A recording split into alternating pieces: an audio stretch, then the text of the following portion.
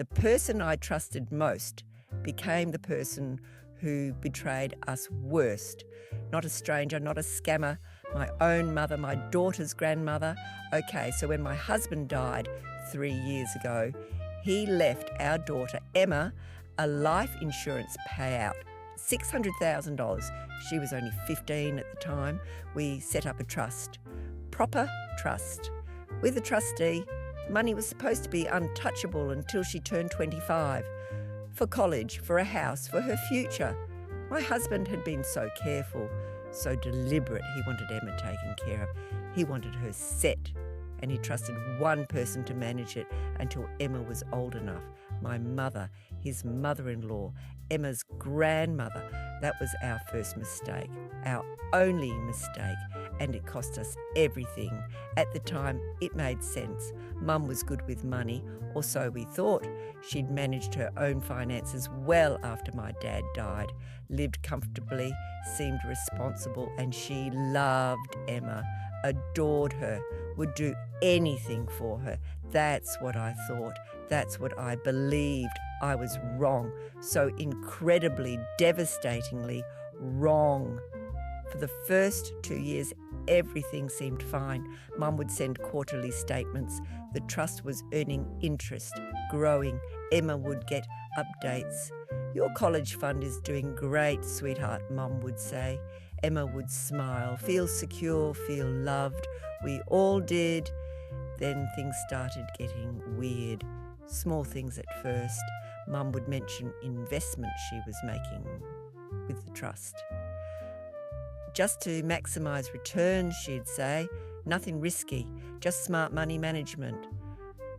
I trusted her. Why wouldn't I? She was my mother, Emma's grandmother, the person my late husband had trusted with our daughter's entire financial future. But then the purchases started. New furniture, a new car. Just treating myself a little, Mum would say. I've earned it at my age. She was 76. Sure, she'd earned some comforts, but the scale of it was strange. The car was a Lexus. The furniture was expensive, designer stuff. Mum, where are you getting this money? I asked once. Casual, not accusatory, just curious. Oh, savings, investments. I've been smart with my money. Her money, right.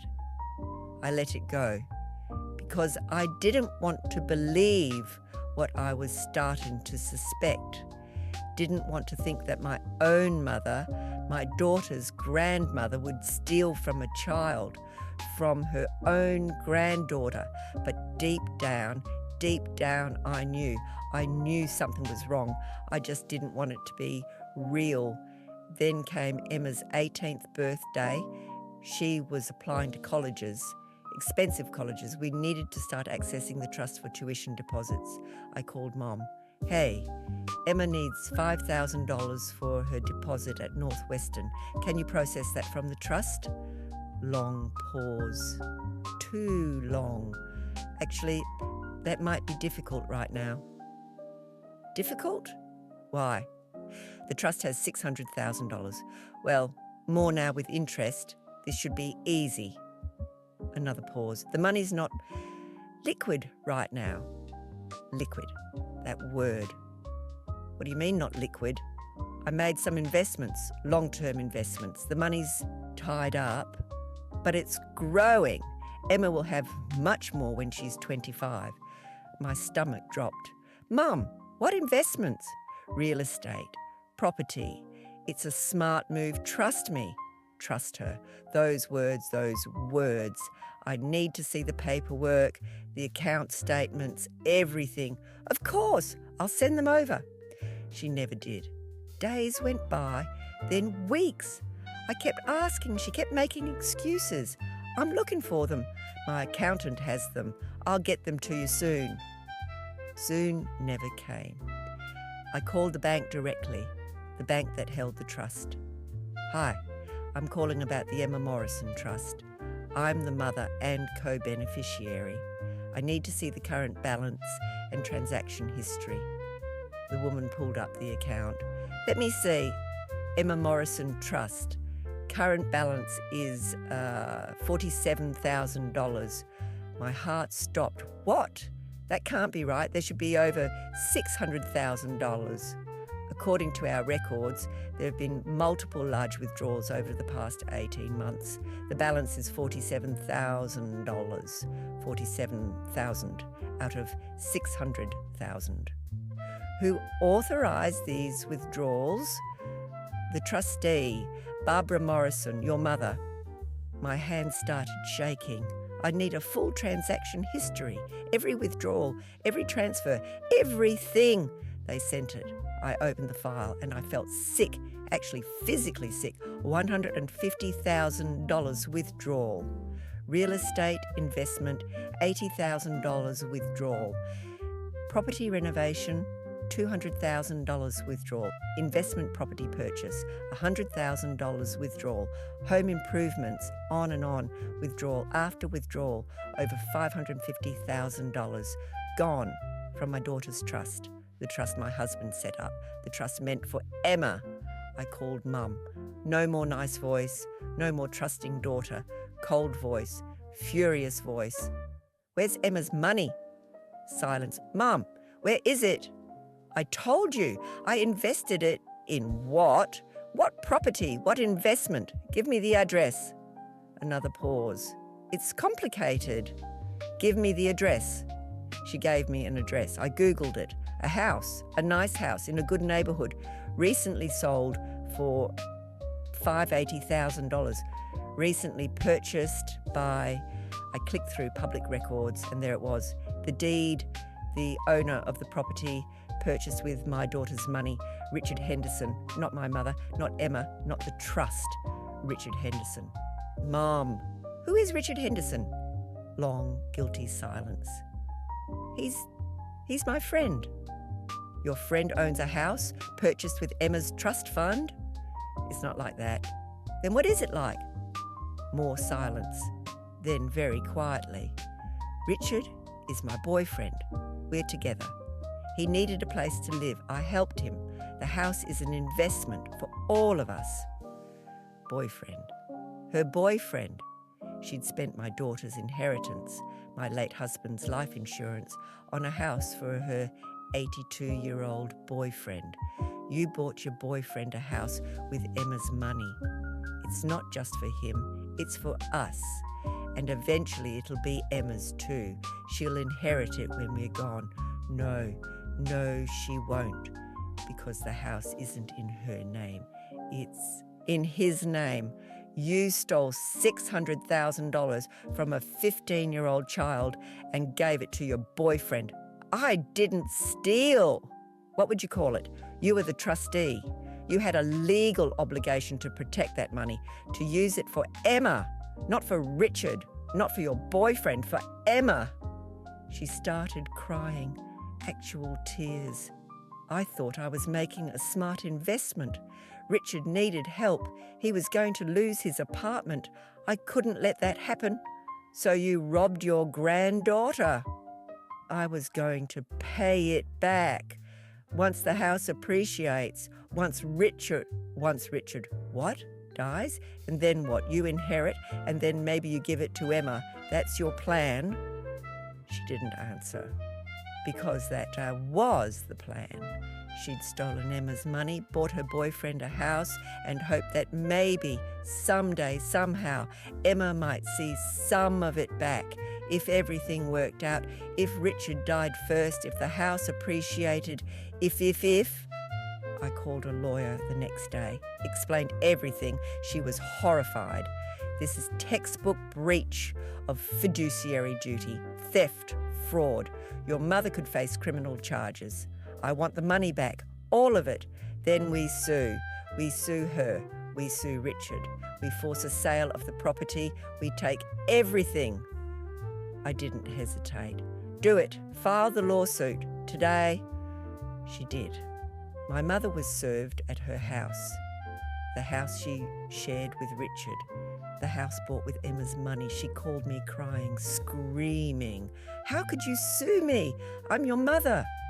You stole from my daughter. You betrayed my husband's trust. You committed fraud. What did you think would happen? I was trying to help. Help who? Yourself?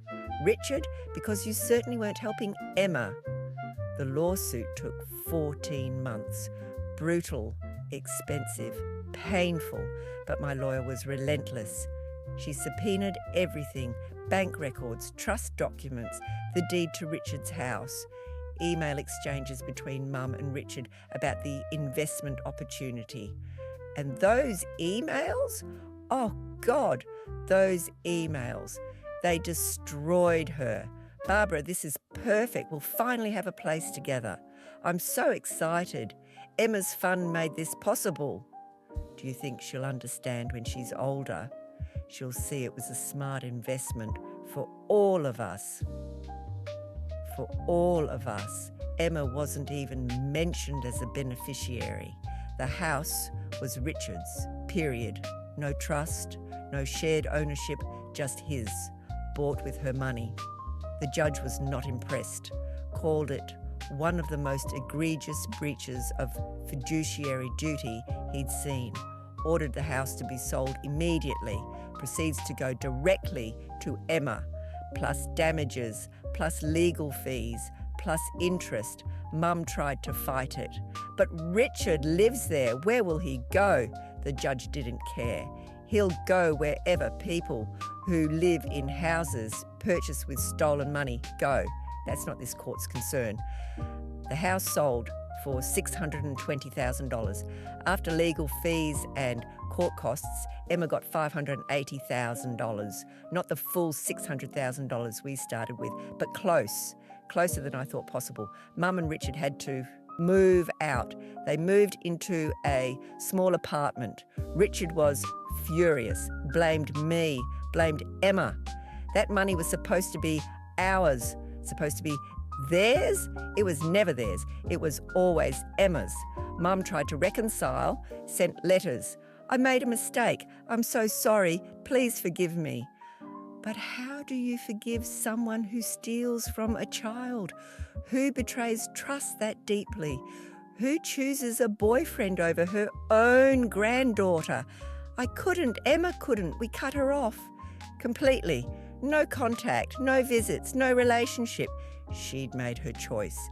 She'd chosen Richard over Emma, over US, over family, and she had to live with that. It's been 18 months since the house sold. Emma's trust is back, protected, with a new trustee, a professional trustee who has no personal connections, no boyfriends, no conflicts of interest. Emma's applying to colleges now. She'll have her full tuition covered. Her future is secure, like it was supposed to be, like my husband intended. Mum calls sometimes. I don't answer. She sends cards on Emma's birthday. We throw them away unopened. She made her bed. She can lie in it, in her small apartment with Richard, the 82-year-old boyfriend she chose over her granddaughter. So if this story made you reconsider who you choose as trustee or made you grateful your family has boundaries, hit like and subscribe. Because I've got more stories. Stories about grandmothers who stole from grandchildren. Stories about boyfriends who benefited from fraud. Stories about trusts that got destroyed by people who should have protected them. Spoiler alert, we got the money back. We fought. We won. And the thief? She lost everything. Her granddaughter, her daughter, her family, all for an 82-year-old boyfriend and a house she had to give back anyway. My mother thought she was being smart, thought she'd found a loophole, thought she could use Emma's money for her life, her boyfriend, her comfort, and that somehow, magically, it would all work out, that Emma would understand, would be grateful, would see it as a good investment. She was delusional, completely, utterly delusional. You don't steal from children. You don't betray trust. You don't choose boyfriends over grandchildren. And when you do, you face consequences. Legal consequences, permanent consequences. The house is gone, sold. Emma has her money back, most of it. Mum has nothing. No relationship with Emma, no relationship with me. Just Richard, her 82-year-old boyfriend, who's probably wondering if the whole thing was worth it, if getting a free house for 14 months was worth destroying a family, worth facing a lawsuit, worth the public humiliation of being the guy who lived in a house bought with the child's trust fund. I hope it was worth it. I hope those 14 months were amazing, because that's all he's getting. That's all they're getting. 14 months and a lifetime of knowing what they did, what they destroyed, what they lost. For what? For a house they had to give back anyway. Emma knows the whole story now. She's 18, old enough to understand, old enough to make her own choices, and she chose to cut her grandmother off completely. She stole from me, Emma said simply. She chose her boyfriend over me. I don't want a relationship with someone like that. And I don't blame her, not for a second, because Emma's right.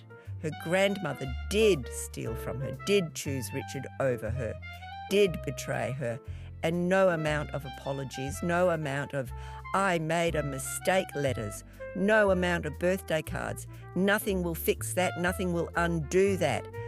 The trust, both financial and personal, is broken permanently. So yeah, my mother borrowed my daughter's $600,000 trust and said it was for her own good, for all our good, for a smart investment. Turns out the only thing it was good for was teaching Emma a lesson, a hard lesson about trust, about family, about people who claim to love you but will steal from you anyway, about grandmothers who choose boyfriends over grandchildren, about trustees who should never have been trustees. Emma learned the expensive way, the $600,000 way, but she learned and she got her money back, and she knows that family doesn't always mean safe, doesn't always mean protected. Sometimes family means betrayer. Sometimes family means thief. And when that happens, you fight back. You sue, you win, and you walk away forever.